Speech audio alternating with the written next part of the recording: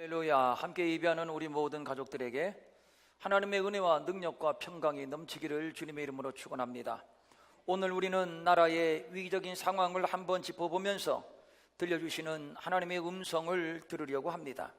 사실 교회에 올 때에는 한 주간의 세상살이에 피곤하고 지친 몸과 마음을 이끌고 옵니다. 살벌한 생존 경쟁의 현장에서 살아남기 위해 일주일 동안 고군분투했습니다. 그만큼 피곤하고 그만큼 지쳤습니다. 지난주일에 어떤 분이 저에게 이런 말씀을 해 주셨습니다. 아들이 결혼을 해서 이제 신혼인데 새벽 1시, 2시에 퇴근해서 또 아침 7시, 8시에 출근을 합니다. 주의를 지킬 수 없을 정도로 회사에서 하는 일이 많습니다. 목사님, 우리 아들을 위해서 좀 기도해 주세요. 이는 우리 모두의 삶을 대변한 말이 아니겠는가 싶습니다. 이렇게 한 주간 고단하게 살다가 주일에 교회 와서 위로와 권면의 포근한 말씀, 용기와 힘을 주는 격려의 말씀을 많은 분들이 기대할 것입니다. 목사도 웬만하면 그런 말씀을 드리고 싶은 것이 솔직한 심정입니다. 그러나 그러기에는 우리는 너무도 엄중한 현실에 직면해 있습니다. 북한의 김정은은 이미 6차례나 핵실험을 감행했습니다. 이전과는 달리 이번 핵실험을 심상치 않게 받아들이고 있습니다. 어떤 쇼핑몰에서는 핵실험 당일 전자레인지 등에 데워 먹을 수 있는 즉석밥을 이전보다 79% 이상 더 많이 팔았고, 생수는 60%, 인스턴트 비상식량도 40% 이상이나 더 많이 팔았다고 하는 겁니다. 그동안 줄기차게 사드 배치를 반대했던 문재인 대통령이나 지금의 여당 사람들도 이제는 찬송 쪽으로 입장이 많이 바뀌었습니다.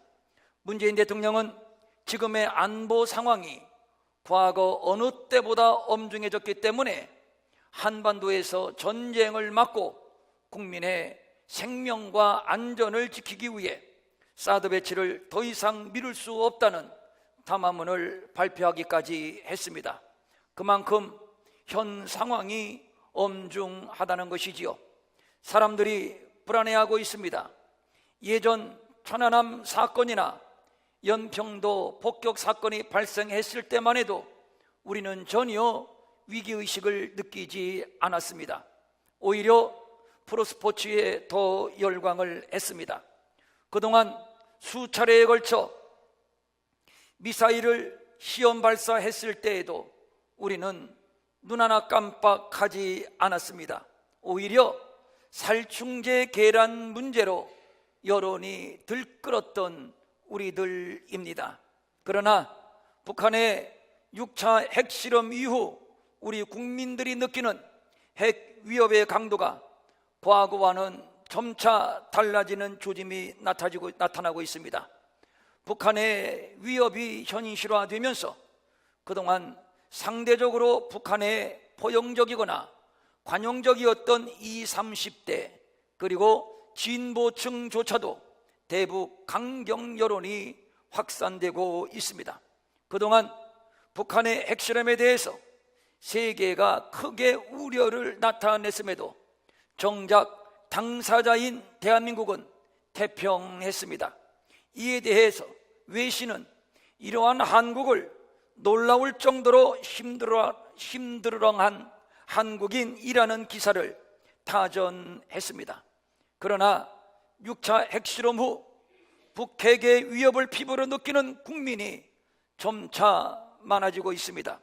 갤럽이 발표한 여론조사 결과에 따르면 우리 국민의 북핵 위기감이 고조되고 강경론에 대한 찬성 비율도 점차 높아진 것으로 나타나고 있습니다. 북한이 핵을 포기하지 않을 경우 우리도 모든 대북 지원을 중단해야 된다. 우리를 지키려면 우리도 결국 핵을 가질 수밖에 없다. 대북 선제 공격까지도 고려해야 된다는 등등 더 높은 수준의 자위력을 갖추어야 한다는 여론이 형성되고 있습니다. 중국과 러시아가 핵을 가지고 있고 북한도 핵을 가지고 있고 우리도 만약에 핵을 갖게 된다면 일본이라고 가만히 있겠습니까?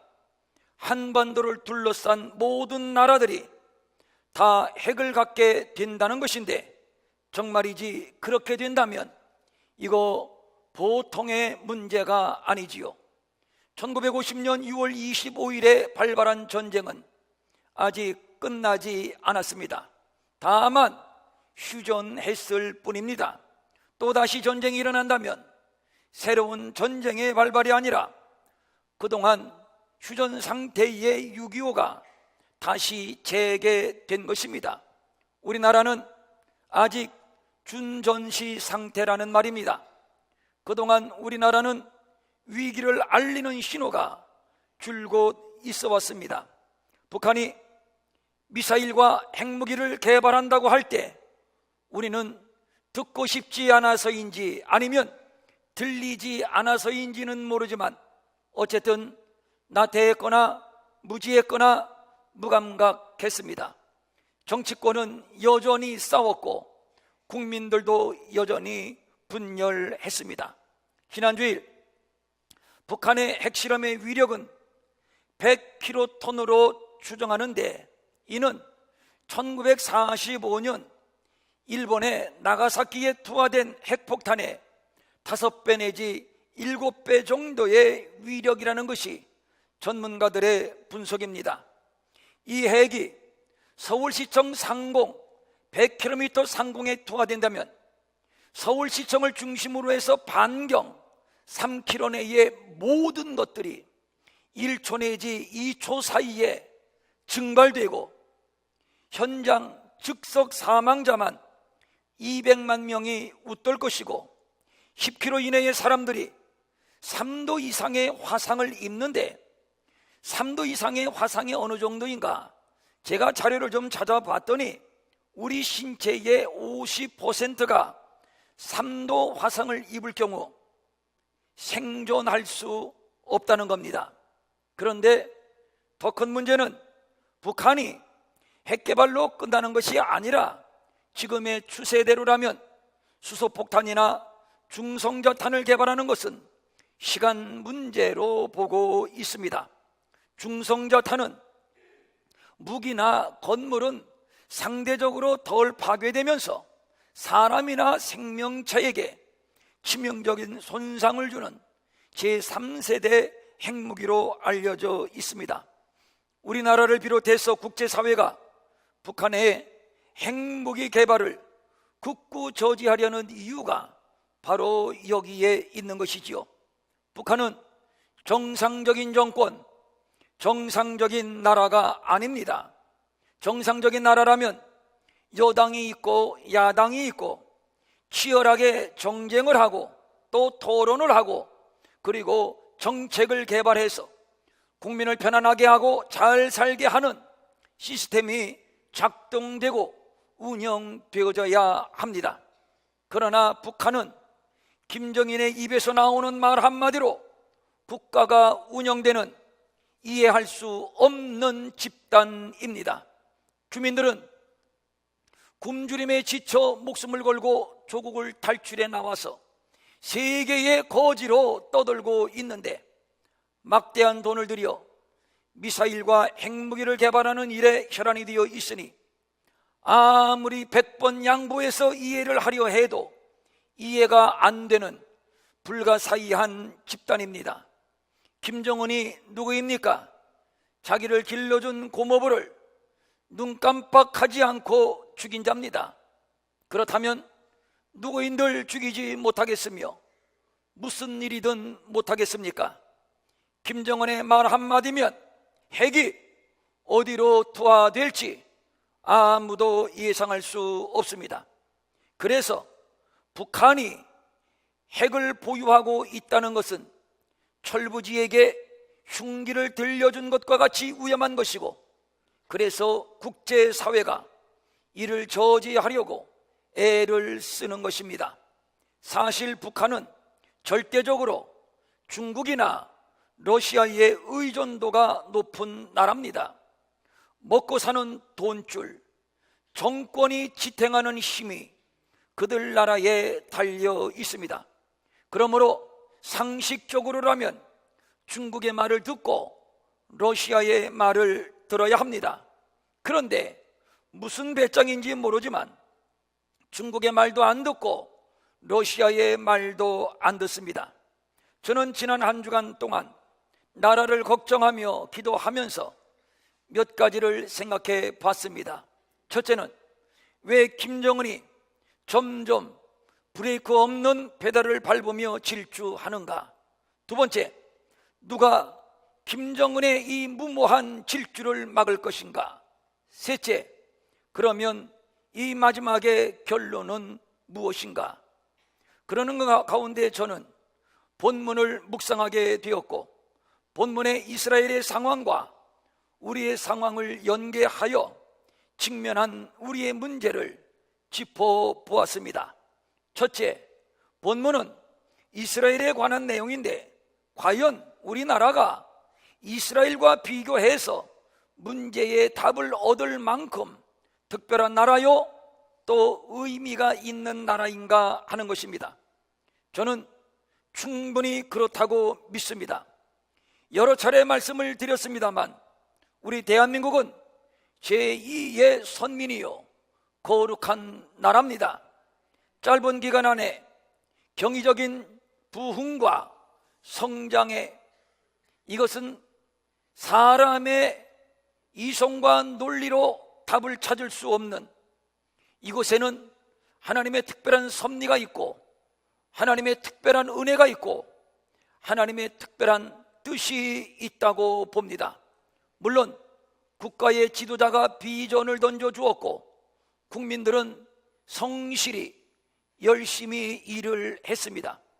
그 결과물임을 부인할 수는 없지만, 그러나 그렇게 하게 하신 분이 하나님이시라는 사실 또한 잊어서는 안 될 것입니다. 지금의 대한민국은 과거에 거지로 취급되던 대한민국이 아닙니다.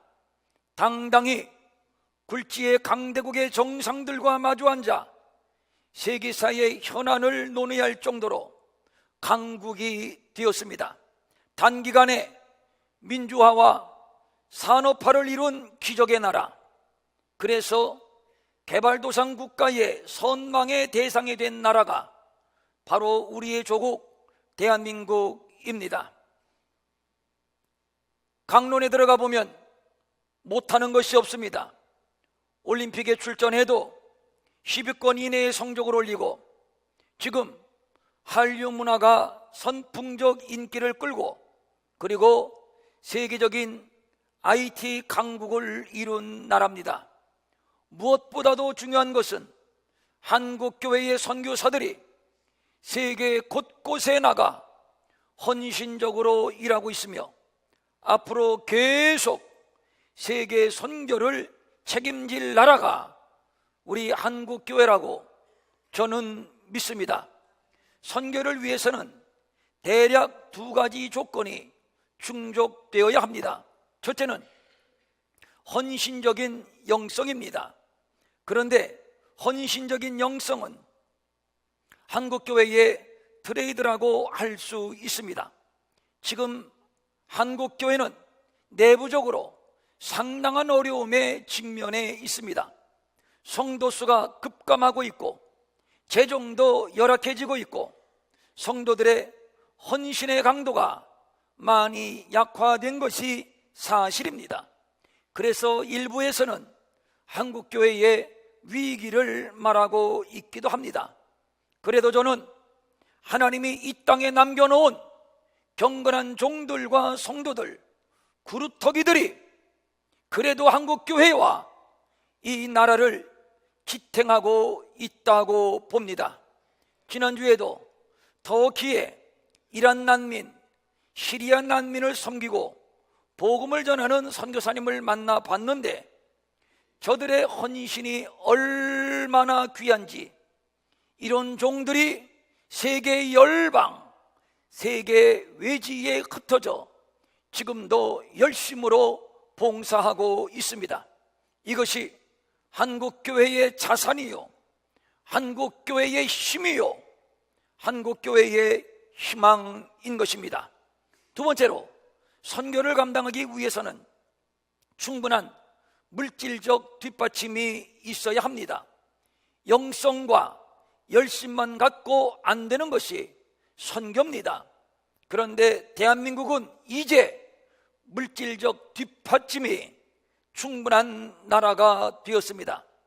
이렇게 선교의 필요 충분 조건을 갖춘 나라가 우리 대한민국 말고 별로 눈에 띄지를 않습니다.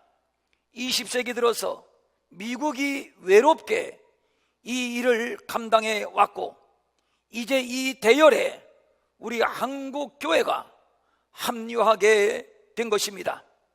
역사의 마지막 추수의 시기에 하나님은 우리의 조국 대한민국을 귀하게 쓰실 줄로 믿습니다. 그동안 우리나라는 숱한 역사의 부침이 있었지만 하나님께서 여기까지 지키고 인도하고 놀랍게 복을 주셨습니다. 이것을 세계인들은 기적이라고 말하고 있습니다. 여기에는 반드시 하나님의 계획하신 뜻이 있다고 저는 믿습니다. 그런 의미에서 우리의 조국 대한민국은 하나님의 택하신 거룩한 나라, 그리고 사명이 있는 나라, 그래서 이스라엘과 빗대어서 충분히 설명이 가능한 나라라고 저는 믿는 것입니다. 두 번째, 그러면 누가 김정은의 무모한 질주를 막을 것인가 입니다. 말씀드린 바와 같이 지금 김정은은 누구의 말도 듣지를 않습니다. 중국도 러시아도 통제하지 못하고 있습니다. 그동안 보수 정권과는 달리 진보적인 문재인 정권과는 그래도 협상의 테이블에 앉기는 하지 않겠는가 막연하게나마 기대를 했었는데 막상 보니 그것도 아닙니다. 지금 문재인 대통령이 미국의 눈치를 보랴, 중국의 눈치를 보랴, 러시아의 눈치를 보랴, 또 지지층의 눈치를 보랴, 고뇌의 시간을 보내고 있으리라 생각이 됩니다. 하나님께서 모세를 바로에게 보내십니다. 본문 1절입니다. 여호와께서 모세에게 이르시되 볼지어다 내가 너를 바로에게 신같이 되게 하였은즉 내 형 아론은 내 대언자가 되리니. 하나님께서 모세를 바로에게 보내셨습니다. 그냥 보내신 것이 아니라 신같이 되게 하셨습니다. 그렇다면 바로는 모세 앞에 당장 굴복하고 백기를 들고 이스라엘을 놓아주어야 했습니다. 그런데 그렇게 하지 않았습니다. 10가지의 재앙이 내릴 때까지 그는 요지부동이었고, 또 10번째 재앙에 마지못해 이스라엘을 풀어주었으면서도 다시 군대를 보내어 추격까지 했습니다. 그러니까 바로는 끝까지 거부했고 끝까지 저항했다는 얘기입니다. 왜 그랬을까요? 바로가 바보여 멍청이였겠습니까? 아닙니다. 천하의 제국의 제왕입니다. 이 싸움이 겉으로는 모세와 바로의 싸움처럼 보였지만 사실 내막을 들여다보면 하나님과 바로와의 싸움으로 보는 것이 옳다 하겠습니다. 이스라엘은 하나님의 택한 백성입니다. 이 백성을 구원하기 위하여 하나님께서 모세를 부르셨고 또 모세를 바로에게 보내신 것입니다. 모세의 배후에는 바로 하나님이 계십니다. 그러므로 이 싸움은 단순히 모세와 바로와의 싸움이 아니라 하나님과 바로와의 싸움인 것이지요. 바로는 강력하게 저항을 했습니다. 그러면 본문을 보면 바로가 저항하고 싶어서 저항한 것이 아니라는 사실을 알 수가 있습니다. 3절과 4절입니다. 내가 바로의 마음을 완악하게 하고 내 표징과 내 이적을 애굽 땅에서 많이 행할 것이나 바로가 너희의 말을 듣지 아니할 것인즉. 알고 보니 하나님께서 바로의 마음을 완악하게 하신 것입니다. 완악하다라고 하는 단어가 하나님과의 관계에서 사용될 때에는 끊임없이 하나님의 뜻을 거역하고 완강하게 고집을 부리는 인간 본래의 악한 속성을 나타낼 때 쓰였습니다. 출애굽기를 보면 바로가 항복할 듯 하다가 또다시 완악해져서 하나님을 대항하는 일을 반복했는데 바로가 바보가 아닌 다음에야 왜 그랬겠느냐는 것입니다. 본문은 하나님께서 그의 마음을 그렇게 움직이셨다고 말씀해주고 있습니다. 그러면 왜 하나님은 그렇게 하셨을까요? 5절에 답이 있습니다. 내가 내 손을 애굽 위에 펴서 이스라엘 자손을 그 땅에서 인도하여 낼 때에야 애굽 사람이 나를 여호와인 줄 알리라. 애굽이 천하의 제국이요 또 바로가 살아있는 신으로 천하의 영광을 받고 있지만, 그러나 세상의 어떤 신이나 어떤 권력보다도 더 막강한 참신이 있으니 그것은 이스라엘의 하나님 나 여호와가 오직 유일한 참 하나님이 되심을 만천하에게 나타내 보이기 위함 하나님의 뜻이었던 겁니다. 그러므로 바로가 완악하게 굴면 굴수록 하나님의 선하심과 그 큰 능력은 더 크게 돋보일 수밖에 없는 것이고, 하나님은 더 크게 영광을 받으실 수밖에 없는 겁니다. 실제로 이스라엘이 홍해를 건넌 후의 고백이 출애굽기 14장 31절입니다. 이스라엘이 여호와께서 애굽 사람들에게 행하신 그 큰 능력을 보았으므로 백성이 여호와를 경외하며 여호와와 그의 종 모세를 믿었더라. 만약에 바로가 이스라엘을 추격하지 않았다면 홍해가 갈라졌을까요?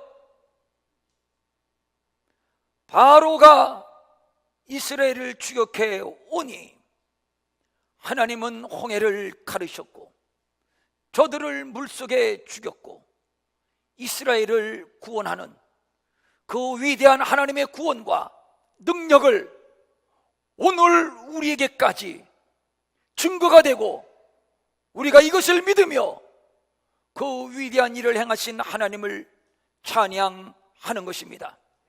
하나님께서 기대하셨던 것이 바로 이것입니다.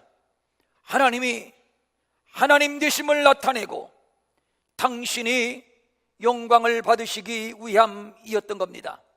김정은이 왜 주변의 만류에도 불구하고 핵무기를 고집하고 있는 것일까? 여러 전문가들의 관점이 있습니다만 그것은 그들의 관점이고 저는 목사로서 보는 관점이 있습니다. 첫째, 한국교회를 향한 하나님의 경고입니다.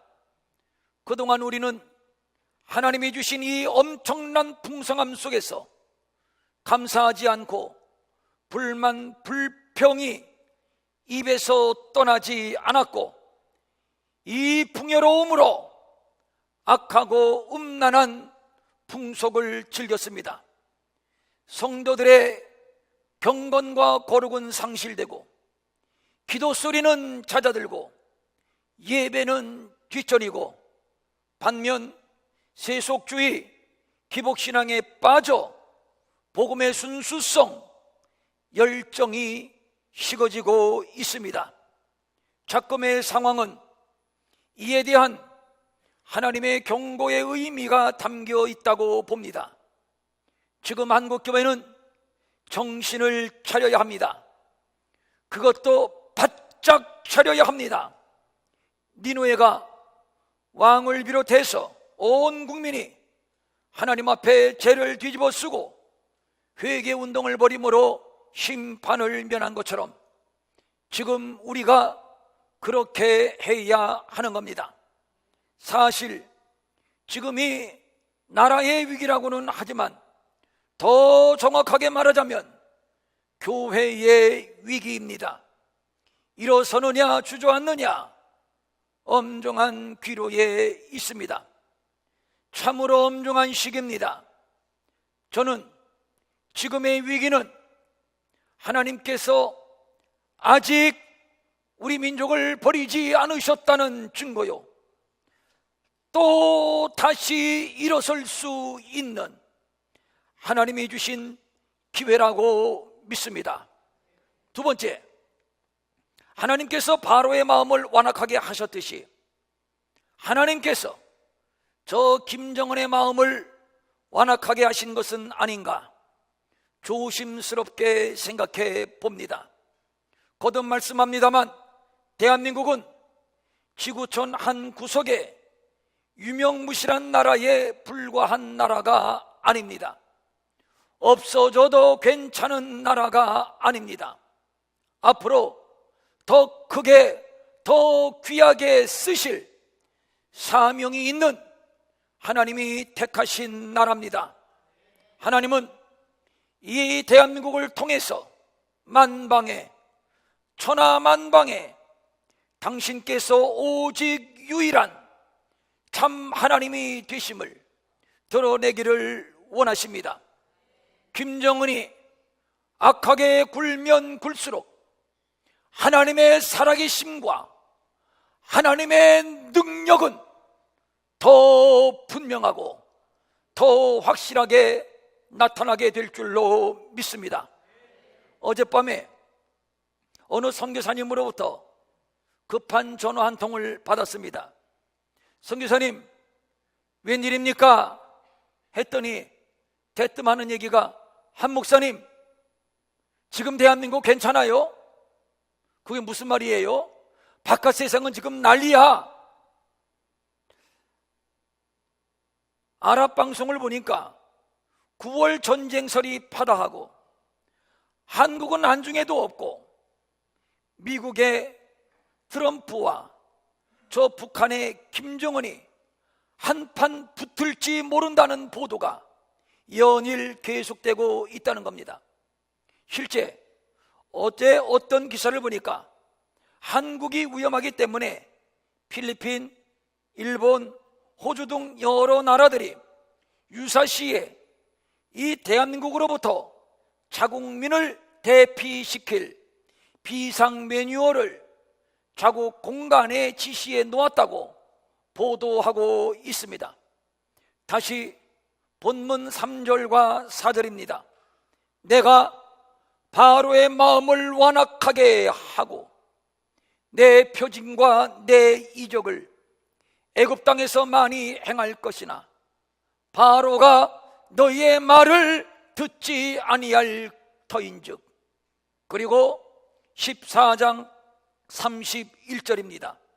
이스라엘이 여호와께서 애굽 사람들에게 행하신 그 큰 능력을 보았으므로 백성이 여호와를 경외하며 여호와와 그의 종 모세를 믿었더라. 이 말씀을 저는 이렇게 응용하고 싶습니다. 온 세계가 여호와께서 우리 대한민국에게 행하신 그 큰 능력을 보았으므로 온 백성이 여호와를 경외하며 여호와와 그의 종 한국교회에 행하신 하나님의 그 큰 능력을 믿었더라. 김정은의 마음을 붙잡고 계시는 분이 하나님이십니다. 하나님께서 미사일과 핵무기도 붙들고 계시는 줄 믿습니다. 김정은은 가공할 무기를 개발하고 전쟁 불사를 공언하고 있지만 하나님이 이 전쟁을 막아 주신다면 결코 전쟁은 일어나지 않을 것이며 반대로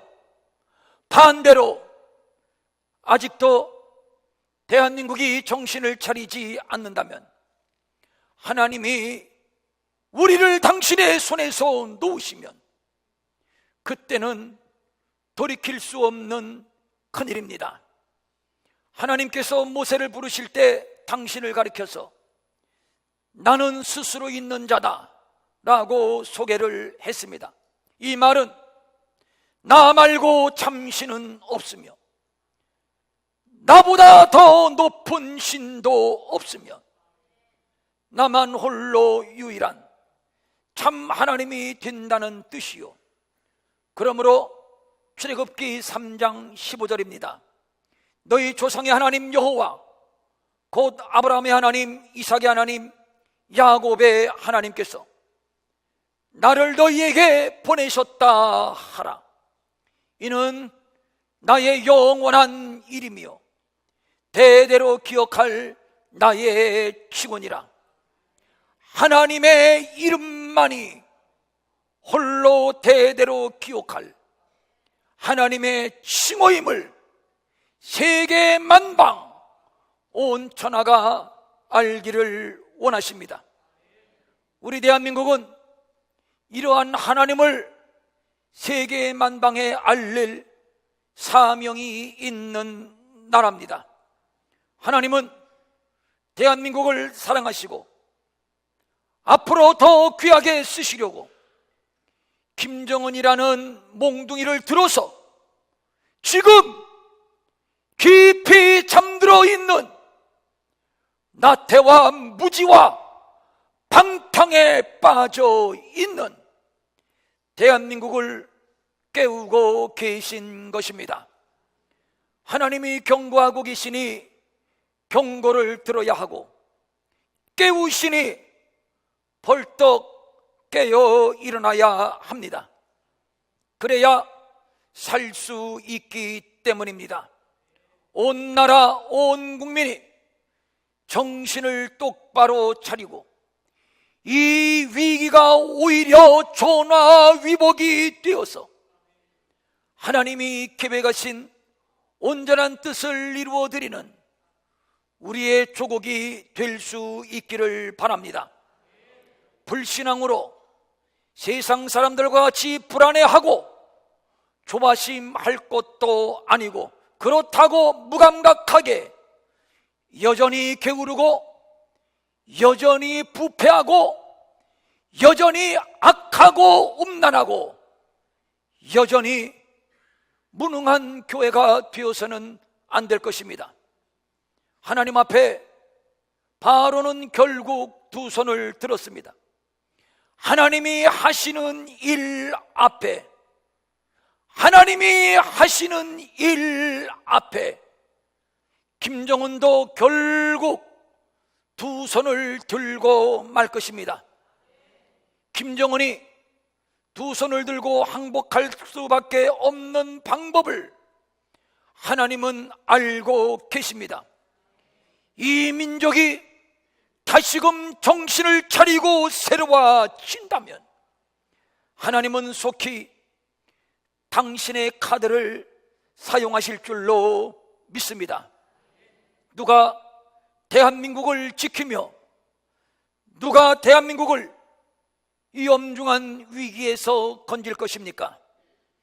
오직 하나님만을 바라보는 자, 오직 바알에게 무릎 꿇지 아니한 7,000명의 남은 경건한 믿음의 사람들, 그리고 민족의 생명을 보존하고 있는 구루터기인 줄로 믿습니다. 하나님은 도움을 구하러 애굽으로 내려가지 말라고 했습니다. 도울 힘이 없는 인생도 의지하지 말라고 했습니다. 도움을 줄 것 같은 애굽들은 언젠가는 자기의 이익을 위하여 쓰레기 버리듯이 우리도 버릴 수 있는 자들입니다. 그러므로 미국이 있는 한 우리는 안전할 것이다 라는 생각도 버려야 하고, 중국이 김정은을 설득할 것이라는 기대도 버려야 합니다. 김정은은 핵을 가지고 있지만 우리에게는 우주와 만물의 창조주 하나님, 전능하신 하나님, 역사의 통치자 하나님이 계십니다. 바로와 모세와의 싸움이 아니라 하나님과 바로와의 싸움이었습니다.